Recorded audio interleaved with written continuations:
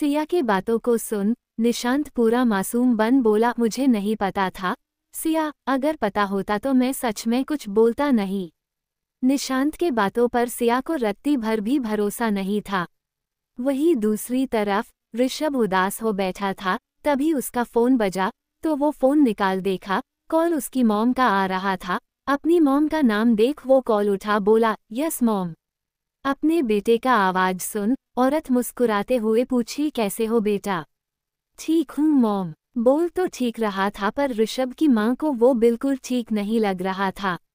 तभी ऋषभ की माँ बोल पड़ी, बेटा क्या है उस लड़की में, प्लीज उससे दूर हो जा। मैंने तेरे लिए बहुत अच्छी लड़की देख रखा है, तू एक बार उससे बस मिल ले। अपनी माँ का बात सुन भड़कते हुए ऋषभ बोला, मॉम कितनी बार कहा हूँ, सिया के अलावा मैं किसी से शादी नहीं करूँगा। इतना कह वो फोन कट कर देता है। वही ऋषभ की माँ को समझ नहीं आ रहा था कैसे वो सिया को अपने बेटे से दूर करे और अपने बेटे का शादी अपने पसंद की लड़की से करवा दे। वही दूसरी तरफ लंदन के सबसे बड़े जू में निशांत सिया और अपनी बेटी निशी को अपने साथ लेकर गया था। निशांत ने निशी को अपने गोद में उठा जानवरों को दिखाए जा रहा था। तभी सिया का नज़र निशांत और अपनी बेटी पर गया तो सिया अपना फ़ोन निकाल दोनों के साथ का तस्वीर ले तस्वीर को देखते हुए बोली, अगर हमारे दरमियां सब कुछ ठीक होता तो हम लोग कितने परफेक्ट और प्यारे फैमिली होते। इतना कह सिया के आंखों में आंसू भर जाता है। तभी निशांत निशी को अपने गोद में लिए उसके पास आने लगा तो सिया झट से अपने आंखों के आंसू को पोंछ दी। वही निशांत निशी को अपने गोद में लिए उसके पास जा उसके आंखों में देखा। सिया के आंखों में देखते ही निशांत को समझ आ गया था सिया रो रही होगी। तभी निशांत उसके कंधे पर अपना हाथ रख दिया होता है। निशांत के ऐसा करने से सिया उसे बस देखने लगती है। वही निशांत उसके नज़रों को इग्नोर करते हुए उसे अपने साथ ले जाने लगता है। वही इंडिया में अरमान मीरा को अपने साथ अपने मेंशन ले आया। मेंशन आने के बाद गार्ड ने कार का दरवाजा खोला तो अरमान झट से कार से बाहर निकल मीरा का हाथ पकड़ उसे खींचते हुए जबरदस्ती उसे अपने साथ अपने मेंशन ले जाने लगा। मेंशन में काम कर रहे सभी नौकर नौकरानी देखे जा रहे थे। तभी एक नौकरानी दूसरे नौकरानी के कान के पास जा बोली, अरमान सर तो फिर पहले की तरह बन गए।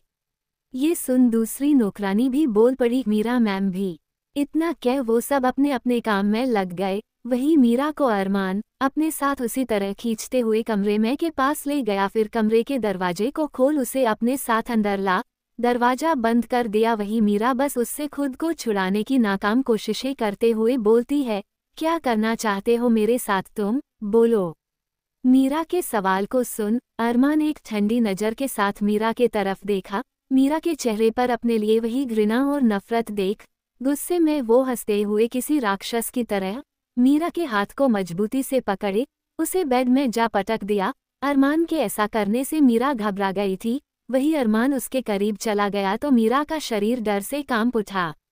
अरमान उसके आंखों में देखते हुए बोला, मीरा मैं तुमसे बहुत प्यार करता हूँ, जो मैं हूँ उसे भूल मुझसे प्यार करो। मीरा अरमान को अपने घृणा से भरे नज़र से देख बोली, प्यार जबरदस्ती नहीं होता। मीरा के बातों को सुन अरमान उससे दूर हो बोला, जान अगर मुझसे दूर जाने का कोशिश की तो मैं जबरदस्ती का हर लिमिट पार कर दूंगा और तुम्हारे बाबा का जिंदगी लेने में भी मुझे वक्त नहीं लगेगा।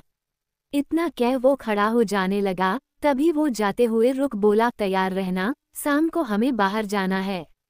इतना कह वो कमरे से बाहर चला गया। वही उसके जाने के बाद मीरा के आंखों से आंसू गिरने लगा। धीरे धीरे दिन पार होने लगा। शाम का वक्त हो चुका था। मीरा तैयार ना हो बस बिस्तर पर उसी हाल में बैठी थी। तभी अरमान कमरे का दरवाजा खोल मीरा के तरफ देखा। उसे तैयार ना देख अरमान अपने सिर पर गुस्से में हाथ रख लिया। मीरा का बर्ताव पहले की तरह होने लगा था। इतने मुश्किल से तो दोनों के बीच थोड़ा बहुत सही हुआ था, अब वो भी खत्म होता जा रहा था। अरमान मीरा के पास जा प्यार से बोला, जान अब तक तैयार क्यों नहीं हुई। मीरा अपने नजरों को ऊपर कर अपने मीठे आवाज में कठोरता से बोली, मुझे नहीं जाना है। मीरा के बातों को सुन अरमान उसके करीब जा अपने हाथ को उसके चेहरे पर रख उसके होंठों को अपने अंगूठे से प्यार से रब करते हुए बोला, नहीं चलोगी तो पूरा रात मेरा दर्द सहना पड़ेगा तुम्हें। इतना कह वो उसके होंठों के निचले हिस्से को अपने दांत के बीच दबा लिया, फिर उसके होंठों को काट लिया और प्यार से उसके होंठों को चूसने लगा। तभी मीरा उसे अपने दोनों छोटे हाथों से धक्का देने लगी तो अरमान उसके दोनों हाथ को मजबूती से पकड़ उसे चूमना बंद कर उसे बेड पर धक्का दे अपने बेल्ट को खोलने लगा। ये देख मीरा घबरा गई और झट से बोल पड़ी, मैं चलूंगी। अरमान को पता था मीरा कैसे मानेगी। अरमान बेल्ट खोलना बंद कर अपने कोल्ड आवाज में बोला, तुम्हारे पास सिर्फ 10 मिनट है रेडी होने के लिए। ये सुन मीरा झट से उठ बेड से नीचे उतर कबर्ड के पास जा कबर्ड को खोल अपने लिए साड़ी निकाल ली, फिर अरमान के तरफ देख बोली, बाहर जाओ। ये सुन अरमान बेड पर और आराम से आधा लेट बोला, तुम मेरी वाइफ हो, मेरे सामने कपड़ा बदलने में क्या शर्म, वैसे भी तुम्हारे शरीर के हर हिस्से को मैं देख चुका हूँ। अरमान के बातों को सुन मीरा उसे अपने गुस्से से भरे नज़र से देखी, फिर सोचने लगी कैसे उसके सामने कपड़ा बदले। तभी अरमान अपने कलाई में पहने महंगे घड़ी में टाइम देखते हुए बोला, तुम्हारे पास सिर्फ 9 मिनट है। ये सुन मीरा उसे अपने गुस्से से भरे नज़र से देखी, फिर अपने दुपट्टे के पिन को निकाल दुपट्टा साइड में रख अपने सूट के डोरी को खोल अपने शरीर से निकालने लगी। मीरा ने जैसे ही अपने सूट को अपने जिस्म से निकाला तो मीरा को देखते ही अरमान के आंखों में तो हवस भर जाता है उसे पाने का। वो बेड से उठ मीरा के पास जाने लगता है। अरमान को अपने पास आता देख मीरा की आंखों में नर्वसनेस छा जाता है। अरमान जैसे जैसे उसके करीब आ रहा था मीरा वैसे वैसे ही अपने कदम पीछे करने लगती है। वही अरमान उसके करीब जाए जा रहा होता है। तभी मीरा अपने कदम पीछे करते हुए ही बोल पड़ी, तुमने कहा था अगर मैं तुम्हारे साथ। इससे आगे वो कुछ कहती इससे पहले ही वो दीवार से जा टकराई। वही अरमान उसके जाने का रास्ता ब्लॉक कर उसके आंखों में देखने लगा। मीरा अपने शरीर को अपने हाथ से ढकने लगी। तभी अरमान उसके दोनों हाथ को उसके जिस्म से हटा उसके दोनों हाथ ऊपर कर अपने एक हाथ से पकड़ उसके शरीर को देखने लगा। उसके शरीर को देखते ही उसका जानवरपन बाहर आने लगा था। वो अपने हाथ को उसके गोरे शरीर पर फेरने लगा। तभी मीरा बोलने लगी, हमसे दूर रहो नहीं तो बहुत बुरा होगा।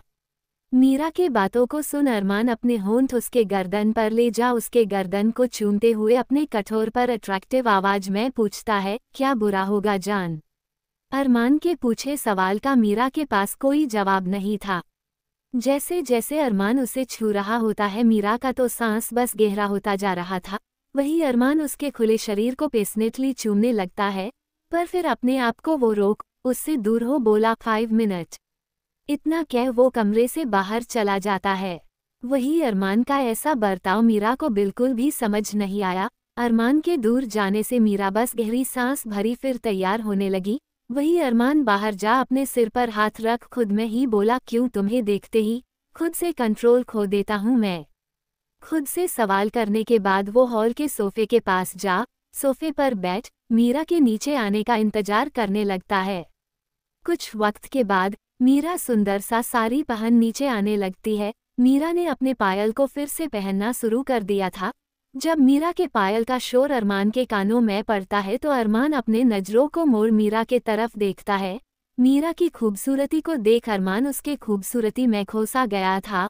उसका दिल कर रहा था कि वो उसे अपने आप में कैद कर ले। मीरा नीचे आ अपने कठोरता से भरे नज़र से देखी। वही अरमान अपने हाथ को उसके कमर पर रख दिया। अरमान के ऐसा करने से मीरा उसे घूर कर देखी। वही मीरा के घूरने से उसे जरा भी फर्क नहीं पड़ रहा था।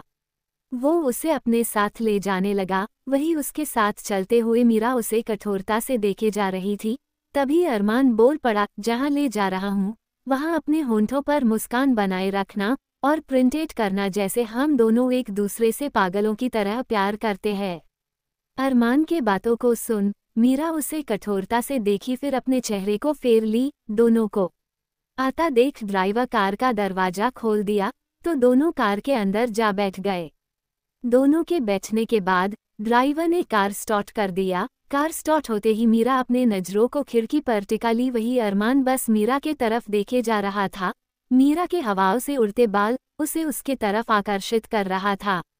तभी अरमान का कंट्रोल खुद से खोया जा रहा था, तो अरमान मीरा के हाथ को पकड़ अपने बाहों में उसे खींच, उसके आंखों में प्यार और पैशन के साथ देखते हुए बोला, जान, मुझे बिल्कुल पसंद नहीं जब तुम मुझसे दूर दूर होकर बैठती हो तो। अरमान के बातों को सुन मीरा को बहुत गुस्सा आ रहा होता है।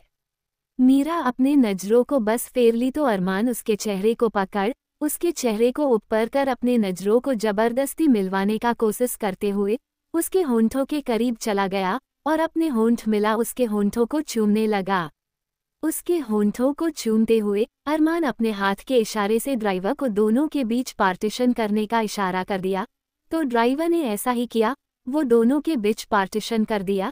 जैसे ही पार्टीशन हुआ, अरमान का किशोर भी अधिक पैशनेट होने लगा। वो उसे चूमते हुए अपने हाथ उसके साड़ी को साइड करते हुए अपने हाथ उसके जिस्म में फेरने लगा, तो मीरा गुस्से में उसे खुद से दूर धकेल उसे कठोरता से देख बोली, कितने घटिया इंसान हो तुम। अरमान के होंठों पर किल्लर मुस्कान छा गया था। वो मीरा के होंठों से लगा लिपस्टिक, मुस्कुराते हुए अपने होंठों से पोंछ बोला, वो तो मैं हूँ ही जान। इतना कहते ही अरमान के होंठों पर सार्कास्टिक स्माइल आ गया। फिर वो अपने चेहरे को घुमा विंडो से बाहर देखने लगा। वहीं दूसरी तरफ मीरा अरमान से दूर खिसककर कार डोर को कसके पकड़ बैठ गई। कुछ ही वक्त के बाद कार बड़े से मैंशन के पास जा रुका। कार रोकते ही ड्राइवर कार से बाहर निकल अरमान के तरफ जा कार का दरवाजा खोल दिया। कार का दरवाजा खुलते ही अरमान कार से बाहर निकल मीरा के तरफ देखा। अरमान के कठोर नजरों को देख मीरा कार के दूसरे तरफ का डोर खोल कार से बाहर निकल गई। मीरा का ये हरकत देख अरमान का चेहरा कठोर हो गया। वो कार का दरवाजा गुस्से में पटक कर बंद कर मीरा के तरफ जाने लगा। वही अरमान को गुस्से में अपने पास आता देख मीरा के चेहरे पर घबराहट छा गया था। तभी अरमान मीरा के पास पहुंच उसके हाथ को पकड़ अपने करीब खींच बोला, सभी के सामने अच्छी वाइफ बनना। अगर तुमने कुछ भी उल्टा करने का कोशिश किया तो इसका भुगतान तुम्हारे बाबा को करना पड़ सकता है। अरमान के बातों को सुन मीरा के चेहरे पर घबराहट छा गया। वही अपने बात कहने के बाद मीरा का हाथ अच्छे से पकड़ उसे अपने साथ ले जाने लगा। दोनों जब मैंशन के अंदर गए तो सभी दोनों को देख खड़े हो गए। वहां सानवी भी मौजूद थी। मीरा को शानवी का कुछ ठीक से याद नहीं था, न ही उसे ये याद आ रहा था ये लोग हैं कौन। अरमान के दादाजी ने फैमिली गेट टुगेदर रखा था। पूरे परिवार में मीरा किसी को भी पसंद नहीं थी। इसी कारण अरमान कभी मीरा को अपने साथ लाया नहीं था। जब तक अरमान मीरा से शादी ना कर उसे अपने पास रखा था, तब तक उसके पूरे परिवार को लगता था अरमान मीरा से बोर होने के बाद बाकी लड़कियों से जैसे बोर होकर अपने जिंदगी के से निकाल फेंका है, वैसे ही मीरा से भी बोर होकर अपने जिंदगी से एक दिन निकाल फेंक देगा। पर अरमान ने तो मीरा से शादी ही कर लिया, जिस कारण फैमिली गेट टुगेदर में अरमान का परिवार चाहता तो नहीं था पर मीरा को बुलाना, पर अरमान की वजह से उन्हें बुलाना ही पड़ा था। मीरा परिवार के सभी बड़े को देख जा उनका आशीर्वाद लेने लगी, पर किसी ने भी अपना आशीर्वाद उसे नहीं दिया तो मीरा को कुछ समझ नहीं आ रहा था। सभी बस अरमान से बातें करते हुए मीरा को सब इग्नोर किए जा रहे थे। तभी शानवी मीरा के पास आ अपने धीमे आवाज में बोली, अरमान की बीवी तो तुम बन गई हो, पर इस परिवार की बहू तुम कभी नहीं बन पाओगी। शानवी का बात सुन मीरा हैरान थी। वही अरमान का नज़र सिर्फ मीरा पर ही टिका था। जब सब उसे इग्नोर करने लगे तो अरमान मीरा का हाथ पकड़ सभी के पास ले जा बोला, पहली बार फैमिली गेट टुगेदर में इस परिवार की बहू आई है, उसके वेलकम के लिए आपने कुछ नहीं किया है। इतना बोल वो मीरा को अपने साथ सोफे पर ले जा बैठ जाता है। अरमान के ऐसा करने से मीरा उसे घूर कर देखी। उसे बहुत अजीब के साथ साथ नर्वस भी फील हो रहा था। तभी अरमान अपने परिवार में तरफ कठोरता से देख बोल पड़ा, नई बहू आती है तो गिफ्ट्स दिए जाते हैं, जाए और जाकर नई बहू के लिए गिफ्ट्स लेकर आए। और दादी, जो गहने आपने मेरी वाइफ के लिए बनवाए थे और जो इस खानदान में बड़ी बहू को मिलता है वो गहने भी लेकर आए। तभी मीरा धीरे से उसे बोली, क्या कर रहे हो अरमान, मुझे कुछ नहीं चाहिए। अरमान उसके तरफ देख अपने उंगली को उसके होंठों पर रख अपने हाथ को उसके कमर पर कर थोड़ा मजबूती से पकड़ प्यार से बोली, जान ये तो तुम्हारा हक है। सभी के सामने अरमान उससे इतना लवी डवी हो रहा था तो मीरा को बहुत अजीब लग रहा था। अरमान के ऑर्डर को सुनने के बाद भी सभी खड़े ही थे, राज को छोड़कर। राज ने मीरा के तरफ छोटा सा बॉक्स बढ़ाया तो मीरा उसे हैरानी से देखने लगी। वही शेखावत परिवार राज को घूर घूर कर देख रहा था। अरमान भी। राज का मीरा के प्रति इतना अच्छा होना, ये देख अरमान को राज पर शक हो रहा था। वो उसे कठोरता से देखने लगा। वही मीरा नर्वस हो बोली, हमें कुछ नहीं चाहिए। मीरा के बातों को सुन राज मुस्कुराकर बोला, पहले खोलकर देखो, फिर तुम्हें रखना है कि नहीं वो तुम पर डिपेंड करता है। राज के बातों को सुन मीरा राज के हाथ से बॉक्स ले ली। फिर जब बॉक्स खोली तो उसमें कृष्ण भगवान का प्यारा सा पेंडेंट था। पेंडेंट देख मीरा के होंठों पर मुस्कान छा गया। वही अरमान का आंख गुस्से में कठोर हो गया। तभी मीरा मुस्कुराते हुए राज के तरफ देख अपने प्यारे से आवाज में बोली, थैंक यू। अरमान को दोनों का इतना घुलना मिलना बिल्कुल भी अच्छा नहीं लग रहा था। वही दूसरी तरफ लंदन में सिया अपनी बेटी निशी के साथ घर आई तो देखी ऋषभ हॉल में बैठा है। सिया निशी को बोली, जाओ जाकर चेंज कर लो। इतना कह ऋषभ के पास जा बैठी, पर ऋषभ ने उसे एक बार भी नहीं देखा। तभी सिया बोल पड़ी, ऋषभ, निशांत बस आखिरी बार निशी और मेरे साथ वक्त बिताना चाहता था। उसने कहा आज के बाद वो फिर कभी अपना चेहरा नहीं दिखाएगा। सिया के बातों को सुन ऋषभ उसके तरफ देख पूछा, क्या तुम निशांत से फिर कभी नहीं मिलना चाहती हो? ऋषभ के सवाल का सिया क्या जवाब दे उसे कुछ समझ नहीं आ रहा था। वो बस अपने नजरों को झुका ली तो ऋषभ के होंठों पर अफसोस से भरा मुस्कान छा गया। वो अफसोस से भरे मुस्कान के साथ बोला, मॉम ने मुझे बुलाया है, वो चाहती है मैं उनके पसंद से शादी कर लूं। इतना कह थोड़ा रुका फिर बोल पड़ा, मैं कल इंडिया के लिए निकल रहा हूँ, चाहो तो आप और निशी भी चल सकती हो। इतना कह ऋषभ जाने लगा। वही सिया ऋषभ को बस जाता देखती रही। वो इस बात से खुश थी। ऋषभ अपने लाइफ में किसी लड़की को लाने का सोच रहा, पर उसे ऋषभ खुश नहीं लग रहा था। उसे ये भी पता था ऋषभ ने ये डिसीजन क्यों लिया है, पर सिया करे तो क्या करे, उसे ऋषभ से प्यार नहीं है। अगर वो उससे शादी भी कर लेगी तो कभी प्यार नहीं कर पाएगी और ऋषभ किसी ऐसी लड़की को डिजर्व करता है जो उससे प्यार करे, उसे खुश रखे, पत्नी का हर एक फर्ज निभाए। सिया अपने कमरे में चली गई। निशी चेंज कर अपने खिलौने से खेल रही थी। तभी सिया अपनी बेटी के पास जा पूछी, तुम इंडिया जाना चाहती हो? इंडिया निशी कभी नहीं देखी थी, पर फिर भी उसे इंडिया से बहुत लगाव था। वो मुस्कुराते हुए बोली, निशी इंडिया जाएगी। ये बोल खुशी से वो बेड पर खड़ी हो कूदने लगी। तभी श्रेया अपने फ़ोन को निकाल निशांत का नंबर ढूंढी और उसे कॉल लगाना चाही, पर फिर रुक गई। धीरे धीरे वक्त बीतने लगा। इंडिया में अरमान के कहने पर उसकी दादी को शेखावत खानदान का सारा खानदानी जेवर देना पड़ा। मीरा लेने से मना कर रही थी, पर अरमान के कारण उसे लेना ही पड़ा। फिर सभी साथ में डिनर करने लगे। सभी साथ में डिनर तो कर रहे थे, पर एक दूसरे के बीच अपनापन वाला माहौल बिल्कुल नहीं था। डिनर करने हो गया तो अरमान मीरा को अपने साथ ले जाने को था, पर अरमान की दादी बोल पड़ी, अरमान बेटा आज यही रुक जाओ। अरमान का रुकने का दिल बिल्कुल नहीं था, पर फिर भी वो जल्दी अपने ग्रैंड पेरेंट्स का बात नहीं काटता था। ओके दादी माँ। दोनों के लिए फिर रूम साफ करवा दिया गया। रात का डिनर खत्म हो चुका था। सभी अपने अपने कमरे में चले गए। अपने अपने कमरे में जाने के बाद अरमान कमरे का दरवाजा बंद कर मीरा के करीब जाने लगा तो वहीं मीरा के कदम पीछे होने लगे। पीछे जाते हुए मीरा दीवार से जा टकराई। दीवार से टकराने के बाद उसका शरीर दीवार में जम सा गया था।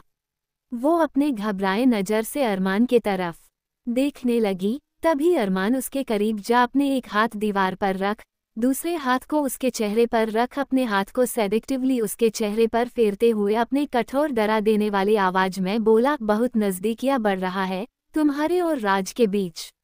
अरमान के बातों को सुन मीरा कुछ ना कह बस अपने नजरों को फेर ली। तभी अरमान उसके चेहरे को अपने तरफ कर कठोरता से उसे देख अपने होंठ उसके होंठों पर मिला, उसके होंठों को कठोरता से चूमने लगा। वही मीरा उसे खुद से दूर करने का कोशिश किए जा रही थी, पर अरमान उसके नर्म होंठों पर अपने नौखिले दांत को गड़ाते हुए, उसके नर्म होंठों को चूमते हुए, उसके होंठों से निकलते खून को भी चूसे जा रहा था। वही मीरा अरमान को खुद से दूर करने का कोशिश करने लगी, पर अरमान उसे अपने बाहों में जकड़े उसे किस किए जा रहा था।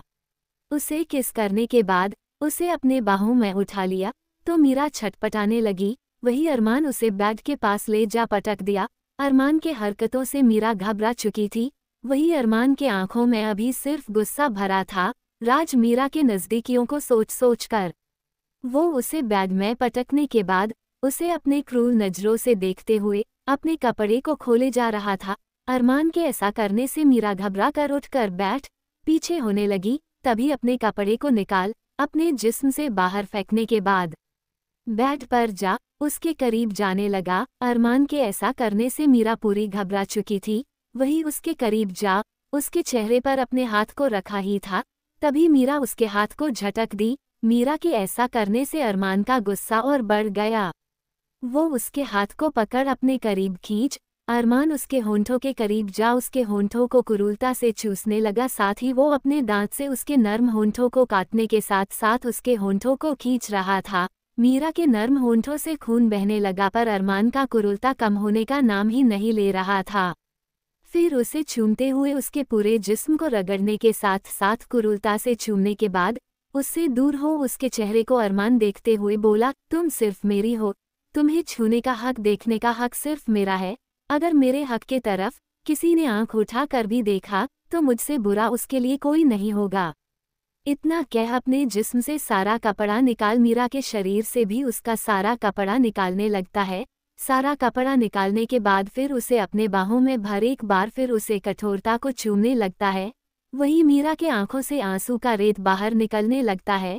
वही अरमान उसके होंठों को चूमना बंद कर उसके तरफ देखता है। तभी मीरा अपने नम आंखों से अरमान के तरफ देखते हुए बोल पड़ी, क्यों कर रहे हो अरमान हमारे साथ ऐसा।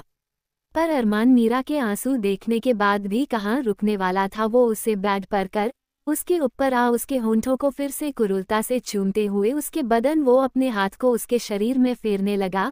धीरे धीरे उसके होंठों को चूमने के बाद वो उसके शरीर को चूमते हुए अपने दांत से काटते हुए उसके शरीर में निशान भी बनाए जा रहा था।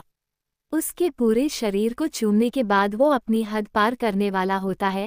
तभी मीरा बेहोश हो जाती है। अरमान के चेहरे से गुस्सा दूर हो गया और उसके चेहरे पर चिंता के भाव छा गए। वो मीरा को हिलाया, फिर उठ सामने टेबल पर रखे पानी के जग से पानी ले मीरा के चेहरे पर पानी छिड़का, पर मीरा को होश नहीं आया। तभी अरमान उसे उसके कपड़े पहना अपने गोद में उठा कमरे से बाहर निकल गया। तभी राज ने उसे जाता हुआ देख लिया था। अरमान जैसे मीरा को अपने गोद में कर ले जा रहा था। राज को थोड़ा अजीब लगा। वो भी उसके पीछे पीछे गया देखने के लिए आखिर हुआ क्या है। अरमान मीरा को कार के अंदर बैठा खुद ड्राइविंग सीट पर जा बैठ कार स्टार्ट कर रफ्तार से चलाने लगा। वही राज भी अपने कार में जा बैठ कार स्टार्ट कर अरमान के कार का पीछा करने लगा। कुछ ही वक्त के बाद अरमान का कार बड़े से हॉस्पिटल के सामने जा रुका। फिर खुद कार से बाहर निकल दूसरी तरफ जा कार का दरवाजा खोल मीरा को फिर से अपने गोद में उठा उसे अपने गोद में ही उठाए हॉस्पिटल के अंदर ले जाने लगा। वही राज ने जब देखा अरमान मीरा को लेकर हॉस्पिटल आया है तो राज को टेंशन होने लगा। वो भी झट से कार से बाहर निकल हॉस्पिटल के अंदर जाने लगा। वही अरमान हॉस्पिटल के अंदर जा मीरा को वार्ड रूम के अंदर ले गया। अरमान का चेहरा गुस्से में लाल था। उसके गुस्से को देख अरमान आया है ये सुन हॉस्पिटल का सारा डॉक्टर आ चुका था। आने के बाद अरमान के गुस्से को देख सभी डॉक्टर डर से कांप रहे होते हैं। वही मीरा की रेगुलर डॉक्टर मीरा को चेक करने चली गई। दूसरी तरफ लंदन में ऋषभ अपना पैकिंग कर रहा होता है। तभी उसे मीरा का रिपोर्ट नजर आता है। उसे देख ऋषभ खुद में ही बोला, अरमान को इतनी जरूरी बात मैं बताना कैसे भूल गया। इतना कह खुद में वो टाइम देखा, फिर खुद में ही बोला, वो सोच चुके होंगे कल सुबह बता दूंगा। इतना कह उस रिपोर्ट को रख दिया। इंडिया में अरमान गुस्से और चिंतित भाव के साथ मीरा के तबीयत का खबर जानने का इंतजार कर रहा था। तभी राज भी वहां आ गया और अरमान से पूछ पड़ा, क्या हुआ है मीरा को। राज ने जब ये सवाल किया तो अरमान उसे कठोरता से देख बोला, उसे कुछ भी हुआ हो तुम्हें क्या। अरमान के बातों को सुन राज क्या बोले उसे समझ नहीं आ रहा था। पर फिर भी वो बोल पड़ा, वो फैमिली मेंबर है, इसलिए ही पूछ रहा हूँ। राज के बातों को सुन अरमान के होंठों पर क्रूर मुस्कान छा गया, फिर उसे अपने कठोर चेहरे के साथ उसे क्रूर मुस्कान के साथ देख बोला, वो इस फैमिली की मेंबर है, पर पहले मेरी वाइफ है, तो मैं डिसाइड करूंगा उससे रिलेटेड कोई कुछ पूछ सकता है कि नहीं। अरमान के बातों को सुन राज का चेहरा उतर गया। तभी डॉक्टर बाहर आई तो अरमान खड़ा हो डॉक्टर के तरफ अपने कठोर नजरों से देखा। अरमान के कठोर नजरों को देख डॉक्टर झट से बोल पड़ी, उन्हें कुछ नहीं हुआ है, बल्कि वो तो। इतना वो बोली ही थी कि तभी अरमान झट से अपने कठोरता से भरे आवाज में बोला, तो वो बेहोश क्यों हो गई?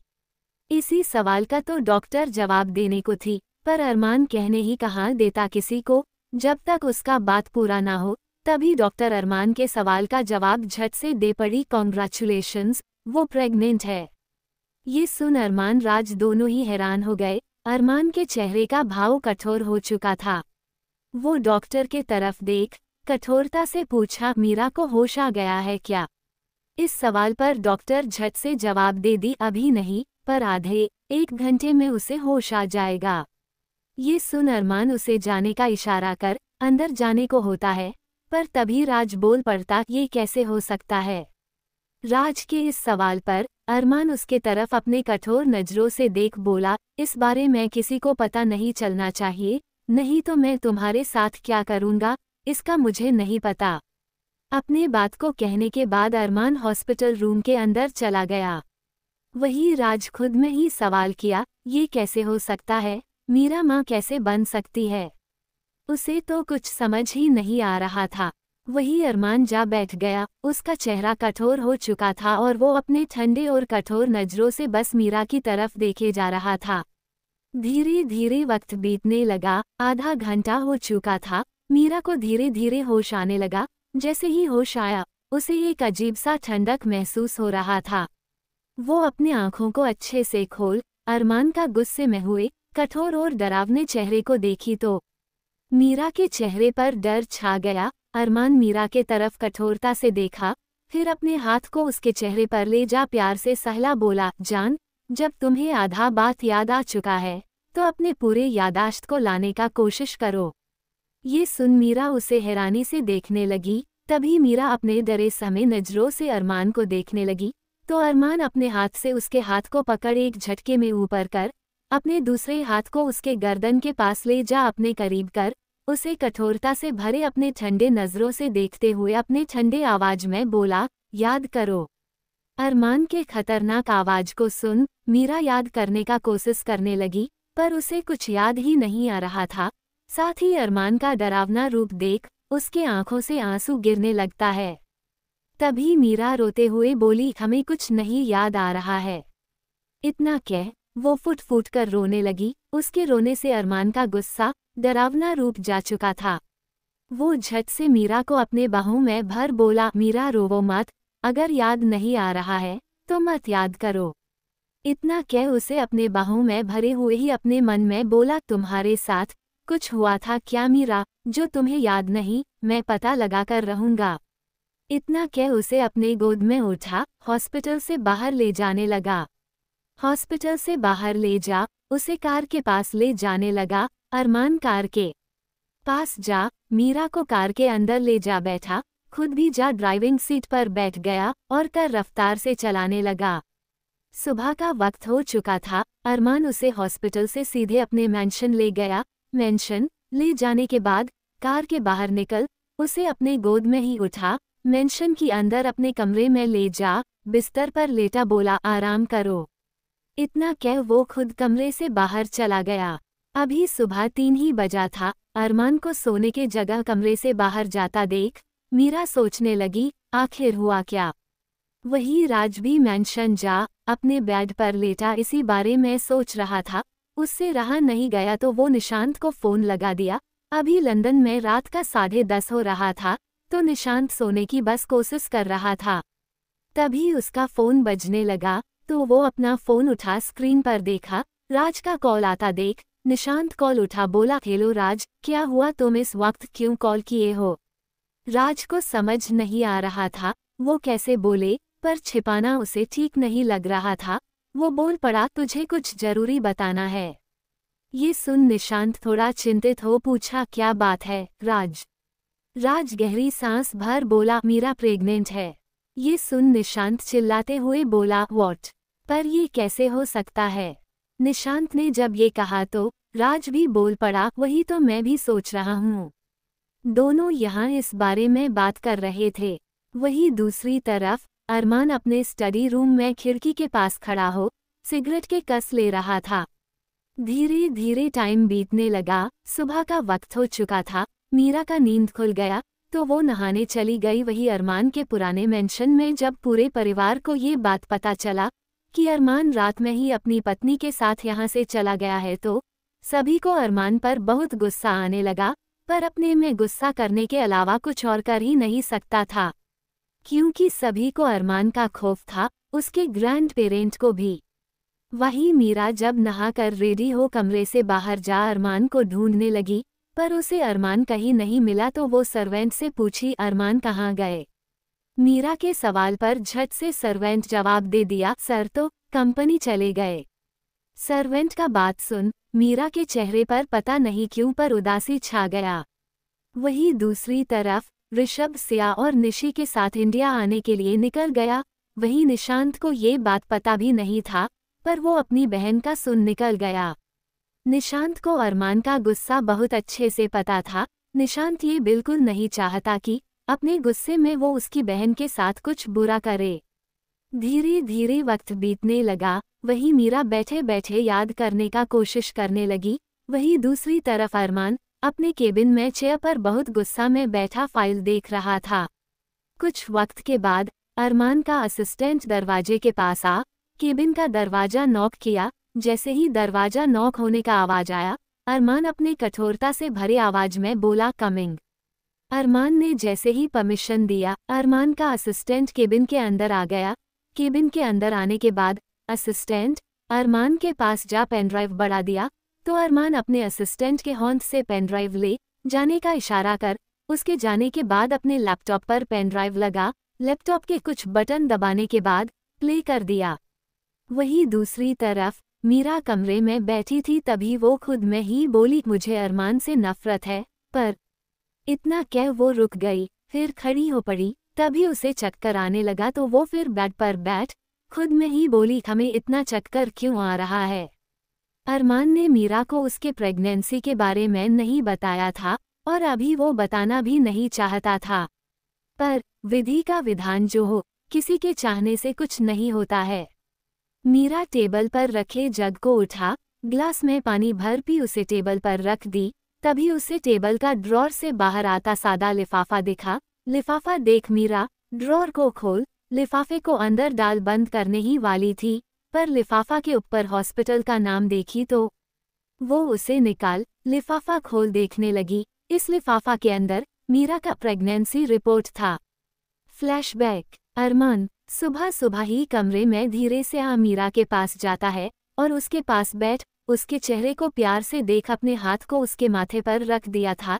तभी अरमान का फ़ोन वाइब्रेट किया तो वो अपना फ़ोन निकाल देखा, फिर कॉल कटकर नहाने जाने के लिए उठ बस अपना कोर्ट निकालने लगा। तभी उसे कोर्ट में प्रेगनेंसी रिपोर्ट नजर आया तो वो अभी के लिए ड्रॉर में रख दिया। उसने सोचा था जब वो नहाकर आएगा फिर वो रिपोर्ट अपने साथ ले जाएगा, क्योंकि मेंशन के पूरे कोने में मीरा कहीं ना कहीं तो जाएगी ही, इसलिए जल्दी में वो रिपोर्ट ड्रॉर में रख दिया। Flashback and. मीरा ने जब वो रिपोर्ट पढ़ा तो उसके होश ही उड़ गए। वो खुद में ही बोली, मैं प्रेग्नेंट हूँ। इतना कहते ही वो अपने पेट पर हाथ रख बोली, अरमान मुझसे ये बात छिपा क्यों रहे थे? क्या अरमान को ये बच्चा नहीं चाहिए? खुद से ही ये सवाल करते हुए मीरा फिर बोल पड़ी, क्या अरमान हमारे बच्चे को हमसे दूर करना चाहते हैं? मैं यहाँ नहीं रह सकती हूँ। इतना कह वो कमरे से बाहर जाने के बाद देखने लगी कौन है कौन नहीं है। जब हॉल में उसे कोई नजर नहीं आया तो वो झट से मेंशन से बाहर निकल मैन गेट के पास गई तो वहां मौजूद गार्ड्स सामने आ बोला, मैडम आपको अकेले बाहर जाने का परमिशन नहीं है। ये सुन मीरा अपने गुस्से से भरे नज़र से देख बोली, मैं अरमान की वाइफ हूँ, कोई कैदी नहीं। तभी गेट के पास कार आ रुका। कार के अंदर बैठा शख्स मीरा को गार्ड से बहस करता देख कार से बाहर निकल उसके पास गया, फिर पूछ पड़ा, क्या बात है मीरा जी? आदमी को देख मीरा उसे घूर कर देखने लगी। जब आदमी ने मीरा का देखने का तरीका देखा तो बोल पड़ा, ऐसे क्यों देख रही हो आप, जैसे आप हमें पहचान ही नहीं रही हो। मीरा के चेहरे पर अब भी कंफ्यूजन के भाव थे। तभी आदमी बोल पड़ा, लगता है एक मुलाकात काफी नहीं था हमें याद रखने के लिए। इतना कह अपने होंठ को आगे बढ़ा बोला, मैं अरमान का दोस्त जतिन। ये सुन मीरा अपने पैर को पीछे कर ली। तभी जतिन मीरा के रिएक्शन को देख इतना तो समझ गया था, अब तक मीरा और उसके दोस्त अरमान के बीच कुछ भी ठीक नहीं हुआ है। वो अपने हाथ को नीचे कर लेता है। तभी अरमान का कार जतिन के कार के पीछे आ रुक जाता है और ड्राइवर हॉर्न बजाता है। वही अरमान आगे की तरफ ही देख रहा होता है। जतिन के कार को अरमान बखूबी जानता था। वो कार से बाहर निकल गया। वही जतिन कार साइड करने के लिए कार के पास ही जा रहा था। तभी अरमान को आता देख रुक गया। अरमान उसके पास आया तो दोनों एक दूसरे के गले से मिले। वही मीरा बस खड़ी हो उन दोनों को ही देखे जा रही थी। दोनों फिर एक दूसरे से अलग हुए। तभी अरमान का नज़र गेट से थोड़े दूरी पर खड़ी मीरा पर गया। वही जतिन बोल पड़ा, मैं कार अंदर कर देता हूँ। इतना कह वो अपने कार के अंदर जा बैठता। तभी अरमान उसके कंधे पर अपने हाथ को रख उसे जाने से रोक लिया। वही जतिन उसके तरफ देखा तो अरमान बोल पड़ा, कार की चाबी को गार्ड को दे दो, ये अंदर कर देगा। इतना कह वो अपने हाथ को जतिन के कंधे से हटा दिया। वही गार्ड झट से वहां आ गया तो जतिन कार का चाबी गार्ड के तरफ बढ़ा दिया। गार्ड ने झट से चाबी ले लिया। फिर अरमान जतिन साथ आगे बढ़ते हुए मीरा के पास आ रुके। मीरा के पास आने के बाद अरमान उसे अपने कठोर नजरों से देखते हुए पूछा, बाहर क्या कर रही हो तुम? मीरा कोई जवाब ना दे अपने चेहरे को फेर ली। मीरा का पहले वाला एटीट्यूड देख अरमान उसके हाथ को पकड़ जतिन से बोला, बहुत धूप है जतिन, मैं नहीं चाहता मेरी वाइफ का स्किन टेन हो जाए। जतिन से ये कह अरमान मीरा के हाथ को पकड़ उसे अपने साथ जबरदस्ती ले जाने लगा। वही मीरा मजबूर थी उसके जबरदस्ती को झेलने के लिए। वो उसके साथ जाने लगी। वही दोनों के साथ जतिन भी जाए जा रहा था। तीनों मेंशन के अंदर जाने लगे। मेंशन के अंदर तीनों आ गए। अंदर आने के बाद मीरा भागते हुए अपने कमरे के तरफ जाने लगी। वही मीरा के ऐसे बर्ताव से अरमान का चेहरा कठोर हो गया था। वही जतिन पूछ पड़ा, क्या हुआ अरमान, अब तक तुम्हारे और मीरा के बीच कुछ ठीक नहीं हुआ है? जतिन का बात सुन उसे बैठने का इशारा कर खुद भी सोफे पर बैठ गया। वही दूसरी तरफ मीरा कमरे के अंदर जा बिस्तर पर बैठ यहाँ से भागने का प्लान बना रही थी। उसे दो काम करना था, पहला यहाँ से भागना और अपने पिता को अपने साथ ले जाना और उनका इलाज अच्छे जगह पर करवाना। पर ये सब वो कैसे करेगी उसे समझ नहीं आ रहा था। वहीं हॉल में अरमान ने लगभग जतिन को सब कुछ बता दिया था। धीरे धीरे वक्त बीतने लगा। अरमान जतिन के साथ बाहर जा चुका था। वही मीरा अब तक कोई प्लान नहीं सोची थी। शाम भी हो चुका था।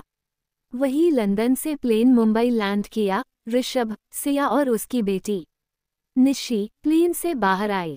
ऋषभ के परिवार वाले ऋषभ को लेने आए थे। ऋषभ के साथ सिया और उसकी बेटी को भी साथ आता देख ऋषभ का पूरा परिवार का चेहरा कठोर हो चुका था। ऋषभ अपने परिवार के पास आ सभी से गले मिलने लगा। वही सिया सबके पैर छूने को हुई पर सभी अपने पैर पीछे कर लिए। वही निशी तो बस अपनी मम्मा का सूट पकड़े हुए उसके पीछे खड़ी थी। सिया के साथ उसके परिवार को ऐसा बर्ताव करता देख ऋषभ का चेहरा कठोर हो गया। वो गुस्से में बोलने ही जा रहा था, मम्मा पापा आप दोनों। तभी सिया ऋषभ के बात को बीच में काटते हुए बोली, निशी को बहुत भूख लगा है, क्या हम सब साथ डिनर करने चले कहीं? सिया नहीं चाहती थी उसके और उसकी बेटी के कारण कोई लड़ाई हो ऋषभ और उसके परिवार के बीच। वही सिया के बात को सुन ऋषभ की मां बोल पड़ी, मैंने अपने बेटे के लिए अपने हाथ से खाना बनाया है और तुम चाहती हो कि हम लोग बाहर डिनर करें। ऋषभ की मां ने सिया से ऐसे कहा तो ऋषभ गुस्सा होते हुए बोलने ही जा रहा था, पर तभी निशी बोल पड़ी, आपने सिर्फ अपने बेटे के लिए बनाया है तो हम लोग क्या खाएंगे? बच्ची ने जैसे ये पूछा सभी बच्ची के तरफ देखने लगे। तभी अरमान वहां आ गया। इंडिया आ रही इसका सिया ने मैसेज कर दिया था अरमान को, तो अरमान अपने दोस्त जतिन के साथ अपनी बहन को लेने आ गया। तभी अरमान बोला, बेटा आपके मामा हैं ना आपको खिलाने के लिए। अरमान का आवाज सुन निशी और बाकी सब लोग उस तरफ देखे। तभी निशी चिल्लाते हुए बोली, बैड अंकल आप यहाँ पर भी। अरमान निशी के पास जा निशी को अपने गोद में उठा, बोला, मामा बोलो। वही ऋषभ के घर वाले अरमान को देख हैरान हो गए। किसी को नहीं पता था सिया अरमान की बहन है। वही अरमान को आता देख ऋषभ खुश था। उसे पता था उसके घर में सिया को बस ताना ही मिलेगा, जो सुनने ऋषभ देना नहीं चाहता था। अरमान ऋषभ के फैमिली को अपने कठोर नजरों से देखा तो सभी डर से अपने चेहरे को झुका लिए। वही ऋषभ मुस्कुरा अपने हाथ को आगे बढ़ा, बोला, हेलो अरमान। अरमान उससे अपना हाथ मिला लिया, फिर सिया से बोल पड़ा, चलो। सिया एक बार ऋषभ की तरफ देखी तो ऋषभ उसे जाने का इशारा अपने आंखों से कर दिया। ऋषभ और उसके बीच कुछ नहीं था, पर निशी के लिए वो उसके पिता के ही तरह था। अरमान फिर अपनी बहन और भांजी को अपने साथ ले जाने लगा। जतिन भी उसके साथ ही था। वही निशांत एक पिलर के पीछे खड़ा हो ये सब बस देख रहा था। तभी वो खुद में ही बोला, ऋषभ तुम्हारे लायक नहीं है सिया। इतना कह वो एयरपोर्ट से फिर बाहर जाने लगा। वही ऋषभ भी अपने परिवार के साथ निकल गया।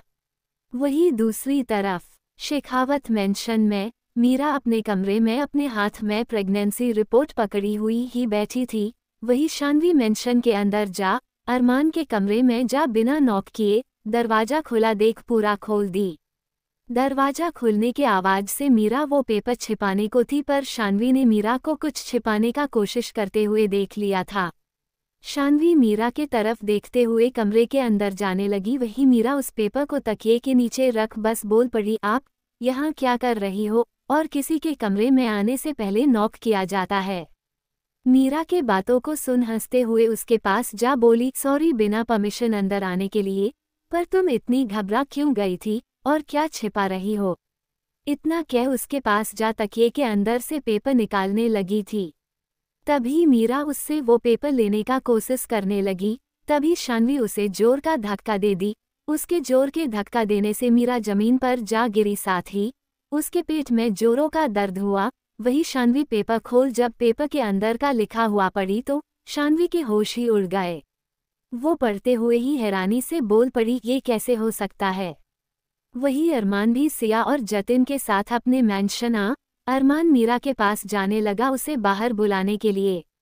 पर जब वो कमरे में गया तो मीरा उसे जमीन पर दर्द से करहाती हुई दिखी। वही शानवी अपने हाथ में पेपर लिए खड़ी थी।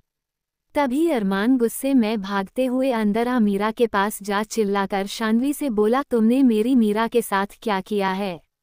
अरमान के बातों को सुन शानवी पेपर अरमान के तरफ कर अरमान को दिखाते हुए बोली, तुम्हें इस लड़की का फिक्र हो रहा है।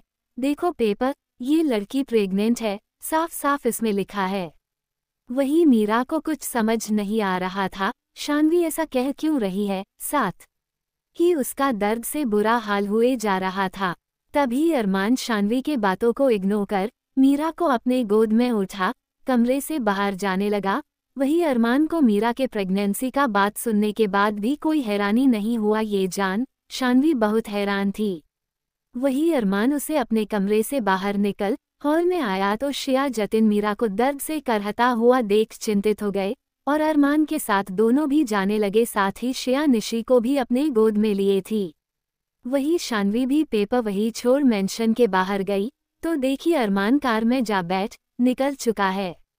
कुछ वक्त के बाद सभी हॉस्पिटल आ चुके थे। अरमान मीरा को वार्ड के अंदर हॉस्पिटल बेड पर जा लेटा दिया। तभी डॉक्टर अरमान को बाहर जाने का बोल दी। डॉक्टर के बात को सुन अरमान वार्ड से बाहर निकल गया। वही डॉक्टर मीरा को चेक करने लगी। तभी मीरा दर्द से करहाते हुए बोली, मेरा बच्चा तो ठीक है ना। मीरा के बातों को सुन डॉक्टर मीरा को रिलैक्स करते हुए बोली, सब ठीक है, आप रिलैक्स रहे। इतना कह वो चेकअप करने लगी। कुछ वक्त के बाद वो मीरा को बेहोशी का इंजेक्शन दे दी ताकि मीरा को ठीक लगे। फिर वो बाहर जा अरमान और बाकी सभी को देखते हुए ही बोली, बच्चा बिल्कुल ठीक है, घबराने की जरूरत नहीं है। ये सुन जतिन के चेहरे का पूरा रंग ही उड़ गया था। वही सिया खुशी से चहकते हुए बोली, क्या मीरा प्रेग्नेंट है?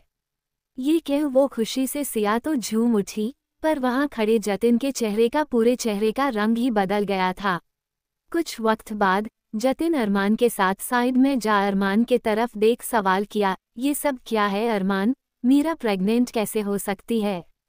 जतिन के सवाल पर अरमान परेशानी से भरे आवाज में बोल पड़ा, पता नहीं, मेरा तो दिमाग ही काम नहीं कर रहा है, मीरा कैसे प्रेग्नेंट हो सकती है? इतना कह अरमान शांत हो गया। तभी सिया दोनों के पास आ बोली, आप दोनों यहाँ क्या कर रहे हो? दोनों ने बस मुस्कुराकर कह दिया, कुछ नहीं, बस कुछ काम का बात करना था।